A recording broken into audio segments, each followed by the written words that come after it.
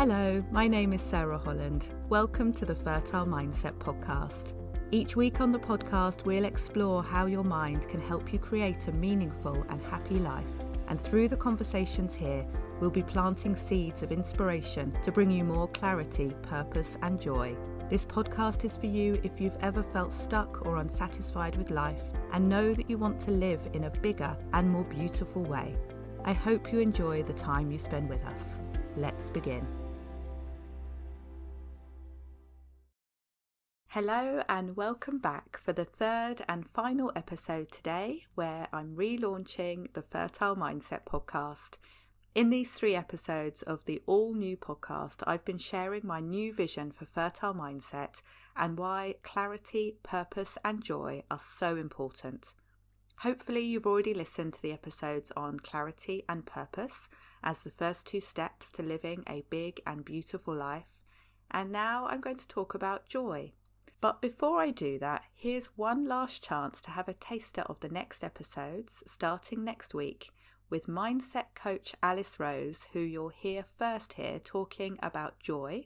Also, you'll hear the creator of the Model Strangers project, Christopher Ward, pop star, DJ, natural living expert and sober living coach and podcaster Janie Lee Grace, and retreat facilitator and lover of nature, Rosie Hill. To put it really simply, how we feel when we're happy, we feel like anything's possible. We feel like we can do stuff. We're not talking down to ourselves when we're happy, are we? We're not even really probably talking to ourselves at all in our head. We're just in the present. We're in the present moment. We're in flow. We're feeling motivated. We're feeling excited. We're feeling high on life. That's the kind of feeling of alignment and feeling of creativity that I think is imperative, really, if we want to create the life that we really want to lead. That's one of the questions you often ask, isn't it? Is what have you learned in life, or what would you tell your younger self? Those kind of reflective questions bring out some really interesting. It's interesting. And the most common answer is to, trust your own instincts. Don't do what makes you happy. Follow your own heart, follow your own path. And that's something that really speaks to me as well. That resonates with me as well. It's an important message to hear. It's often the way for women when they have their first child. That can often be the time when they start thinking about, the eco picture, the whole climate. Oh my goodness, is there going to be anything left for my child? They start on that journey often, and they start to recognise that, usually that they want to be able to be the best self they can, because they want to birth a healthy baby, and they want to be the best parent they can. So you have to start looking at that stuff, right? If you haven't before. And it was really interesting in that retreat, when I first arrived, I had big imposter syndrome, because this was right at the beginning of my journey in this space, and I was surrounded by a lot of people that had been there and had been working as yoga teachers, as space holders for a really long time. And I remember the woman saying to me, "You are all here for a reason. You're all here at the right time." So, joy. Now, before we talk about this amazing but often elusive emotional state, I want to say that I understand that our relationship with joy is not as simple as just choosing joy.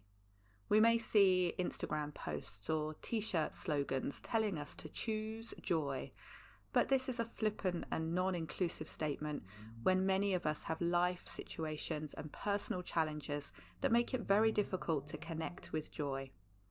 However, I do also believe that joy can be the natural outcome and natural state to find ourselves in when we live a life that's focused on creating clarity and we are connected to our purpose. It can choose us rather than us choosing joy. And this can happen quite naturally and unexpectedly. Joy may feel like a lofty and unattainable goal, especially if you're dealing with difficult challenges and low emotional states. So I'd like to suggest aiming for contentment, that comfortable feeling where you feel at peace and at ease in life. Feeling contented and at ease will lower our defences and soften our emotional triggers. And if we use EFT, tapping, on all the main things that cause us to feel stress, this naturally comfortable emotional state will start to emerge. And it's from this place that we can be more aligned to look for the positive, to expect good things to happen, and start to notice little glimmers of joy in our life. And when joy does come, we know it. It can come unexpectedly and make us spontaneously smile or laugh.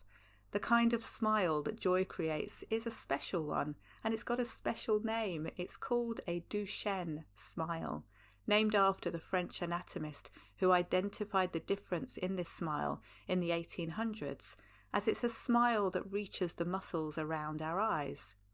A Duchenne smile is a genuine, involuntary smile that's known to have health benefits too, as it activates the frontal cortex of the brain and releases neurotransmitters such as dopamine, serotonin, noradrenaline and endorphins, which are our body's natural medicine cabinet for making us feel good in mind and body.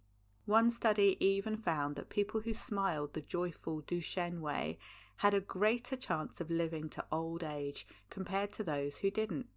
And if we're going to live a long life, wouldn't it be wonderful for it to be a joyful one, so we can enjoy as much of it as possible? Joy can bring an energy and lightness in and help us feel more motivated and lively. Joy can be happy, playful and silly and feel life-giving and life-affirming. Joy is a truly present emotion that brings us right into and connected to the moment we are in. When we are joyful, we are not sad about the past or fearful about the future. We are present and feel grateful and connected to the current moment. Despite all the good feelings and other benefits we receive from joy, as adults we've often lost touch with it long ago, believing it to be frivolous, something that only children experience. But what if it was available to everyone at any time? And maybe you could learn certain things that are likely to spark joy in you. And I don't mean sorting your underwear drawer or wardrobe in the Marie Kondo method of looking for something to spark joy, although of course, if that is joyful for you, then go for it. Places or activities that bring us into the present are conducive to joy. So you may find it by dancing to your favourite music or walking in nature. Even watching documentaries about the natural world can bring in awe and wonder, which are beautiful partners to joy. You may find joy playing with young children or a puppy, as they so naturally embody joy in everything they do. And above all, remember that joy will find you. You just need to be open and ready to notice it. I'd like to share this gorgeous poem by Donna Ashworth called Joy Chose You. Joy does not arrive with a fanfare on a red carpet strewn with the flowers of a perfect life. Joy sneaks in as you pour a cup of coffee, watching the sunlight hit your favourite tree just right. And you usher joy away because you are not ready for her. Your house is not as it should be for such a distinguished guest. But joy cares nothing for your messy home, or your bank balance, or your waistline, you see. Joy is supposed to slither through the cracks of your imperfect life. That's how joy works. You cannot truly invite her. You can only be ready when she appears, and hug her with meaning, because in this very moment, joy chose you. You can only be ready when she appears. So make space for joy, going full circle back to the first episode in this mini-series of 3, where I spoke about clarity. By making clarity your priority, you are freeing up space for joy to come in, along with whatever else is most important and most needed by you. There is nothing that is good for us that clarity does not make easier or more possible. I hope that you've enjoyed coming on this journey through clarity, purpose and joy over these 3 episodes. Our guest episodes begin next week, and these are fabulous conversations with people who are living by these 3 values in their own unique ways, by overcoming challenges and living meaningful and joyful lives. They are truly inspiring people and conversations, so do come back and listen with us every Thursday. For now, as we relaunch the podcast and want as many people as possible to hear about it, would you please do me a small favour? would you subscribe or follow wherever you listen, and also leave a rating or review? Sharing the podcast on social media and with your friends is really helpful too. Thank you so much. See you again next week as we begin our guest episodes. I am so excited to share them with you, and I'll speak with you again then. Thank you for listening to the Fertile Mindset podcast. Please rate and review, and remember to follow or subscribe on Apple, Spotify, or wherever you are listening. Now, if this conversation has sparked something within you and you want to live your life with clarity, purpose, and joy, then I would love you to sign up for my Daily Seeds emails. They're delivered to you each day, giving you messages of support and planting seeds of inspiration.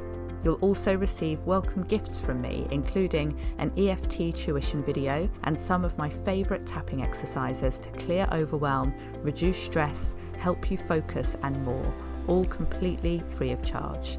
I'll also keep in touch with you about upcoming events and support that I think you'll like. Go to fertilemindset.com/dailyseeds to sign up, and I'll see you again next week for another episode of the Fertile Mindset podcast.